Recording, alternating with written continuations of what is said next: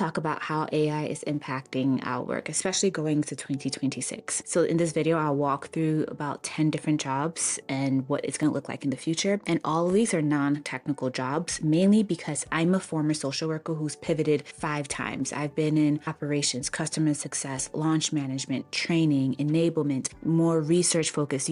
I'm currently in change management, and today I support companies adopting AI tools with their workforce and make sure that people actually understand how to use it and benefit from it in a way that is partnership rather than either having the AI think for you or giving AI slop or just not using AI at all, because a lot of people are nervous about AI taking their jobs, which at this current moment, AI cannot take your job.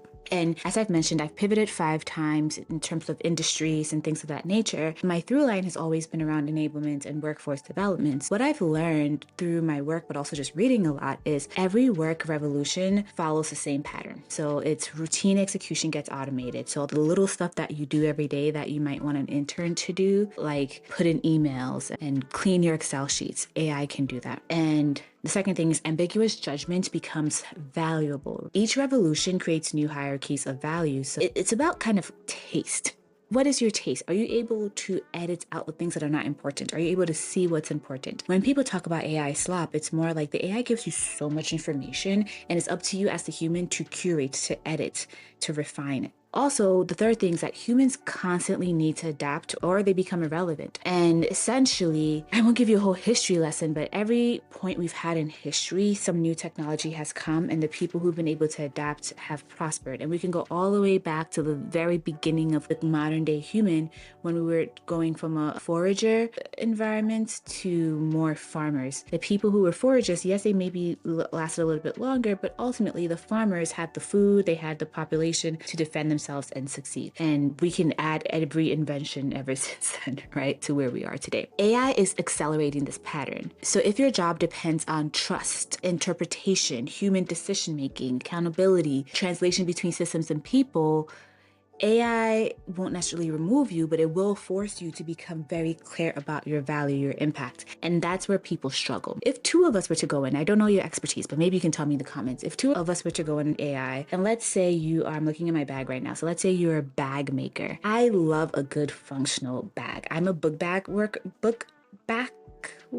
I don't know if I can't say that word. I don't necessarily like purses. I like backpacks. Maybe that's why I can't say it. I like backpacks. So if I talk to someone who makes backpacks and they're using AI to design the backpack, to figure out the supply chain, to figure out the material, the prompts and the insights that they will give the AI, the LLM, will be much different and way more useful than what I would put in. Because what I'm going to type in is, I don't know, what is the best material for bags, or what is the best mobility, or some random thing. And the AI will obviously spit something out, but it's not going to be good. Versus the person who makes bags, who understands bags, they're going to ask way more specific things. And that is what's going to result in a better bag that actually gets sold and people want. Versus my bag might be good. I say all this to say is that AI is really truly your partner. And so much so that yes, it's your partner in terms of what it's creating and generating, but also your partner in maybe giving you that fundamental thing, but then you have to go out in the world and deliver it. So AI can do the work, but you need to be able to explain why the AI's technical correct answer needs to be massaged a little bit so it doesn't destroy team morale. You need to be able to navigate the politics of a failed implementation. You need to build trust when the algorithm screws up. So what we're learning with AI getting better and better is that execution is cheap. If you need to write a draft, a summary, a deck, follow-up emails, you can do that instantly and cheaper. On my Substack, I break down different tech stacks for this purpose because using AI well can and will save you lots of time. So I talk about how I prefer Claude over ChatGPT when I'm writing stuff, but if I'm trying to get a little bit more creative or strategic, I will use ChatGPT. But I also talk about how I may not like Gemini for my everyday LLM, but I love everything else Google has. I love the slides. I love NotebookLM, and I'll talk a little bit about that later. I'm not sure why I'm struggling today, but if you're still with me, thank you. But essentially, it's very easy and cheap because even if you use a free plan, you can do all these things and move quickly. So let's say you're a person who gets paid $30 an hour. It takes you 3 hours to build a deck. That's $60. If you paid for a $20 monthly subscription of something, or even if you're using a free version, that's what I mean by execution is cheap.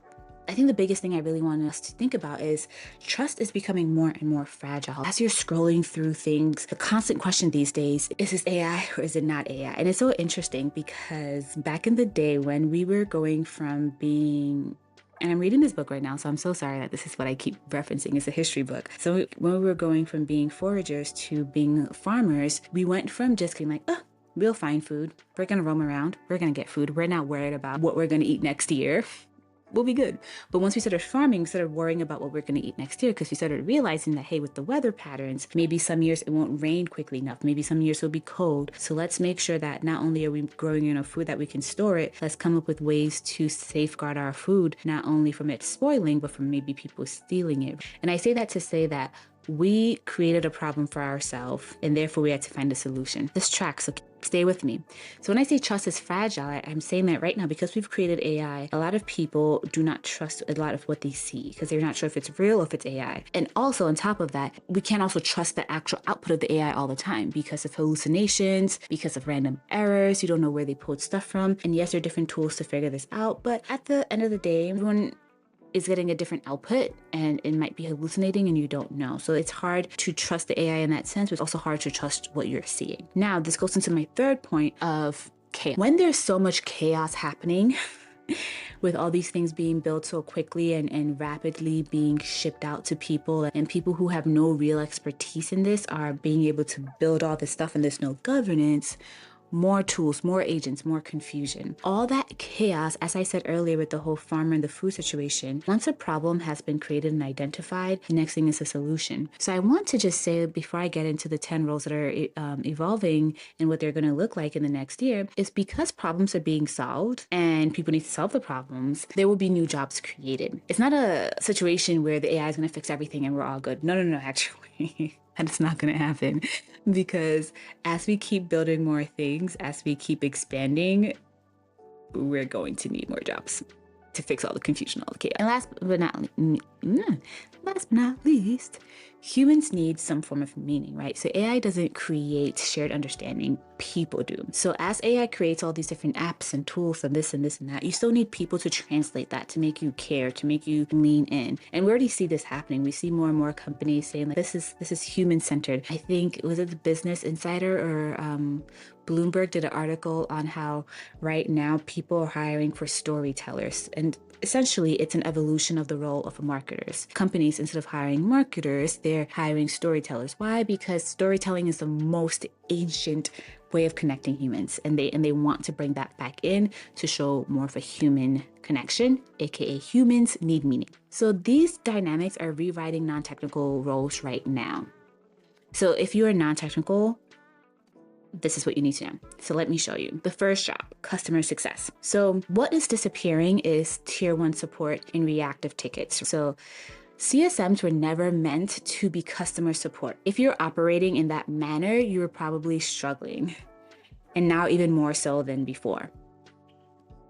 What is valuable about the CSM role is relationships and strategy, internal advocacy. So essentially that relationship skill, and an AI could never, at least not right now, right? So the skill that you need to add to the relationship strategy and internal advocacy is reading AI-driven churn signals. The biggest thing a CSM needs to be aware of at all times is, are we going to lose this customer? Why? Because in the realm of business, the whole idea is that it's easier and cheaper to keep a client or a customer than to go find one. So the whole point of a CSM is to make sure the client is happy, and not only are they staying a client, but they're also buying more. So churn is really, really big. So who wins? The person who understands strategic relationship. And what this looks like using AI is maybe you might input all your conversations and say, create a quarterly business review that combines AI flagged usage patterns with human insight about why the client's team is actually struggling with adoption. And it's probably going to tell you it's internal politics and not the product. The second job is learning and development. What's going to disappear is static content, which is one size fits all programs, because we need to understand that humans are dynamic and therefore they need other forms of engaging, and AI actually helps us accelerate that. So the valuable skill here is behavior change and skill application. So in using AI, what you're going to actually realize is, is that the new skill that you can learn and adapt is AI assisted curriculum design. And who wins in this is learning strategists. So if you're using an AI artifact, for example, you would create a personalized learning plan that uses AI to track skill gaps, but requires you to know that, let's say, Sarah learns better through video, while Marcus needs written guides. So the things that AI can help you figure out and or create will be tools like Google's NotebookLM, which produce things like mind maps, flashcards, quizzes, podcasts. It's actually one of my favorite tools. Again, that is Google's NotebookLM, and that'll help learning strategists it's really great. So that's the tool. The third job is change management. So change management strategists, what will disappear is submitting a ton of slides and heavy documents. No one wants to read a 50-page deck and or 50-page proposal, but what you can do using AI is really making sense of what you're presenting to a client and making sure that you're translating resistance in a way that's actually understandable and efficient to assess. So what that looks like is, for me, I use NotebookLM to turn stakeholder analysis, and stakeholder analysis is when you interview a ton of people. My latest client, I interviewed 50 different folks, and as you can tell, that's a lot of notes, and I turned all of that into a podcast. And I didn't do that, NotebookLM did, but I fed it all the notes I took, and then it created that 6-minute podcast. So I handed that 6-minute audio to my client. And the benefit of this is I also handed a traditional slide deck that NotebookLM also created, and then the podcast as well. And the client really loved the podcast because it was quicker for them to digest than reading the slideshow. The fourth role is enablement. So enablement, what is going to disappear in enablement is manual onboarding and static playbooks. So what is valuable is contextual enablement and just-in-time guidance, meaning that if someone is trying to understand something, they can quickly search for it and find exactly what they need. So the new skill that would enable that is AI-powered knowledge systems. And the person who wins from this are performance enablers. So if you were to create an AI artifact, that would look like a smart knowledge base where AI serves up the right process document, but you've designed it knowing that the new hires need different context than veterans. So therefore, you have the judgment that the AI lacks, but the AI can quickly identify and help you create several different pathways for the new hire versus the veteran hire. Okay, let's go to number 5. This is marketing for non-technical folks. So what's disappearing is generic content and just volume output. What we're seeing that called right now is AI slop. What's valuable, though, from the human perspective, is your insight and your narrative clarity.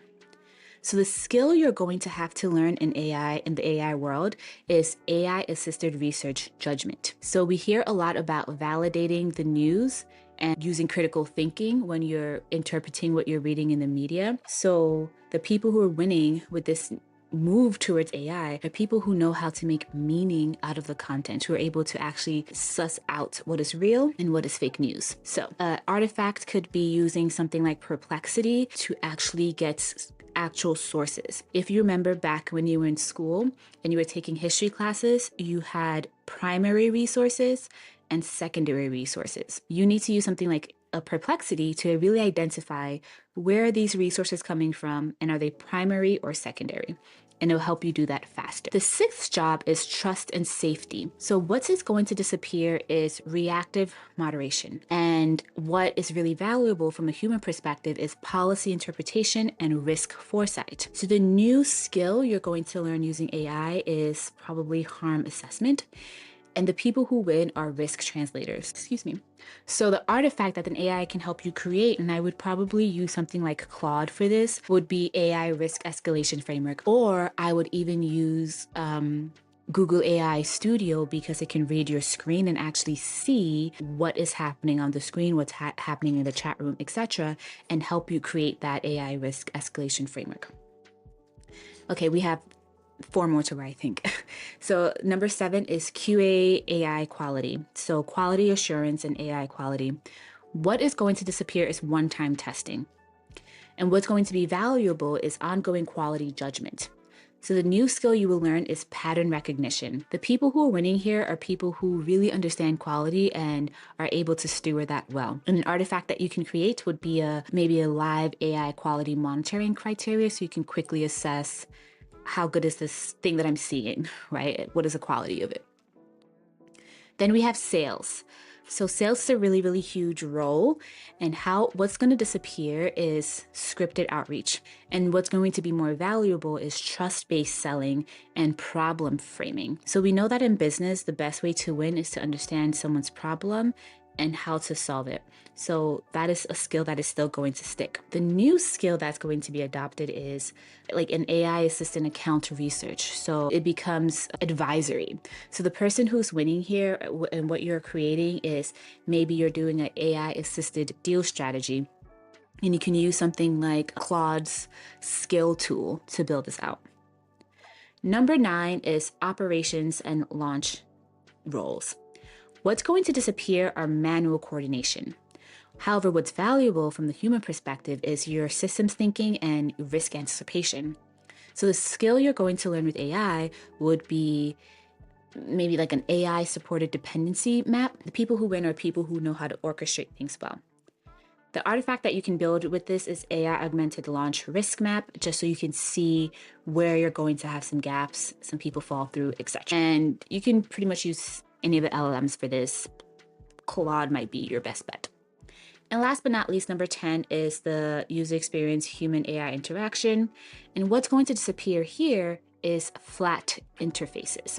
What is valuable from a human perspective is trust building interactions, because you really want to understand why is someone using this tool or why aren't they using this tool.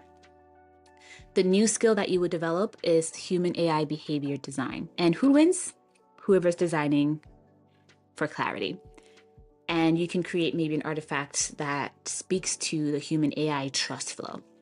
Now, 3 moves for non-technical careers that I think you should really embody is first, anchor. Anchor meaning know what part of your work creates trust or clarity. 2, augment.